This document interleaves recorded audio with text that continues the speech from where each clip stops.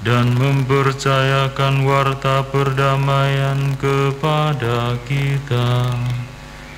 Haleluya, haleluya, haleluya.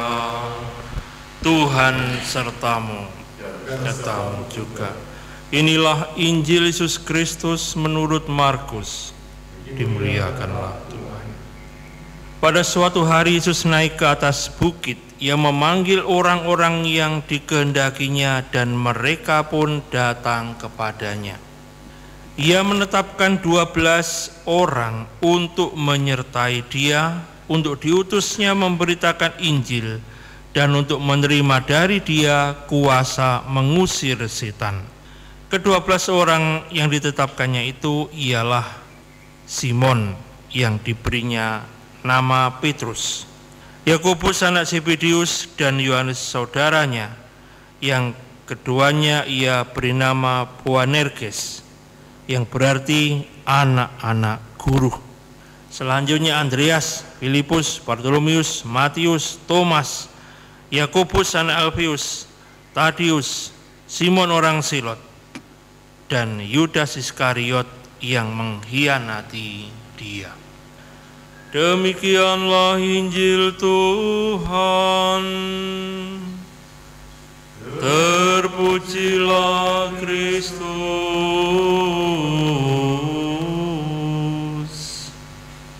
Saudara yang terkasih, dimanapun Anda berada, dalam pertemuan awal kuliah misiologi, sewaktu saya masih belajar di STT Widya Sasana Malang, Romo Abimantrono, dosen misiologi waktu itu, memberi pertanyaan untuk direnungkan oleh para frater yang menjadi mahasiswanya.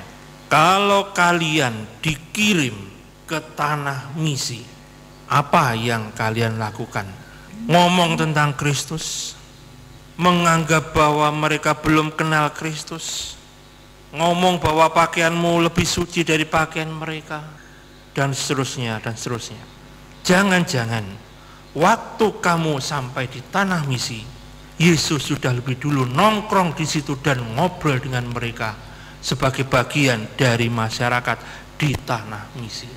Pertanyaan ini selalu teringat dan menjadi bekal bagi kami dan saudara khusus saya untuk memperlakukan orang tidak dengan sikap angkuh, merasa diri superior atau lebih tinggi, tetapi dengan rendah hati, bahwa Yesus pun mungkin sudah lebih dahulu mewartakan dan mengenalkan dirinya kepada orang lain yang berbeda dengan kita, sekalipun tidak dengan wujud atau gambar yang selama ini kita kenal.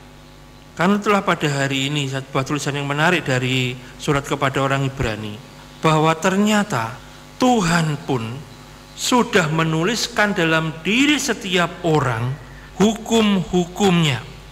Karena itu dikatakan dalam bacaan pertama tadi, mereka tidak akan lagi mengajar sama warganya atau sama saudaranya dengan mengatakan kenallah Tuhan, sebab mereka semua besar ataupun kecil akan mengenal aku, sebab aku akan menaruh belas kasihan terhadap kesalahan mereka dan tidak lagi mengingat dosa-dosa mereka. Aku akan menaruh hukumku dalam akal budi mereka dan menuliskannya dalam hati mereka. Jadi hal-hal yang baik itu sudah ditanamkan, hanya saja mungkin mereka belum mengenal dengan sempurna, belum mengenal dengan jelas ataupun terang. Sebuah sikap untuk menghargai golongan lain, sikap untuk menghargai orang yang berbeda dengan kita tanpa harus mengkafir-kafirkan atau mengatakan kenallah Tuhan. Sikap superioritas, sikap sombong memang justru akan membawa pada kehancuran. Kemarin saya mencoba melihat pelantikan Presiden Amerika Joe Biden, mulai dari awal sampai pada pelantikannya dan juga sesudahnya. Banyak waktu saya gunakan untuk melihat apa yang terjadi pada pelantikan itu.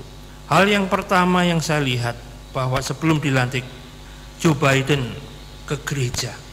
dia seorang Katolik.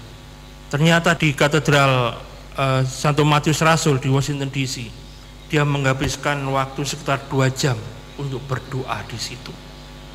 Saya kira dia sangat devoted Catholic atau orang Katolik yang sangat setia, orang Katolik yang saleh.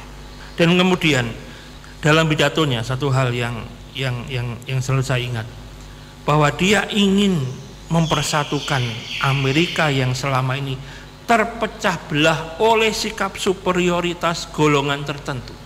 Sikap merasa diri lebih baik itu adalah sikap yang buruk, karena bukan lagi menyatukan, justru memecah belah. Dan inilah yang rupanya menjadi PR-nya sekarang. Hal yang menarik kemudian saya mengingat bahwa ternyata kita pun hidup di tempat yang berbineka dan bisa mengatasi perbedaan dengan berusaha bersatu dalam kebinekaan dengan simbol Bhinneka Tunggal Ika. Seorang penulis keturunan India, warga negara Singapura, dia menulis sebuah buku yang menarik, Asian Miracle, keajaiban ASEAN. Dia mengatakan bahwa orang Asia Tenggara itu sangat beragam, banyak sekali suku dan bangsa di situ, tetapi mereka bisa bersatu. Dalam hati saya berpikir, ASEAN menjadi seperti ini karena ketularan Indonesia yang berbineka tunggal ika. Dan rupanya sikap toleransi dan sikap mau menerima perbedaan adalah jalan menuju kesatuan. Selanjutnya saya juga membaca bukunya Kishore Mahbubani yang lain, Has China Won? Sudahkah Cina menang?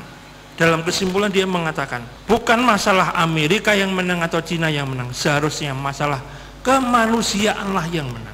Kemanusiaan menang ketika orang mau menerima perbedaan satu dengan yang lain, tidak merendahkan, tapi dengan rendah hati bisa menerima keunggulan pihak lain dan mau belajar dari yang lain. Saudara, semoga kita pun pada hari ini belajar menjadi seperti para rasul yang dipilih Yesus, dan juga belajar dari surat kepada orang Ibrani untuk menghormati orang lain sebagai pribadi yang juga di dalamnya Tuhan telah hadir. Semoga kita menjadi pewarta-pewarta perdamaian, bukan menjadi provokator yang membawa perpecahan. Amin. Mari berubah.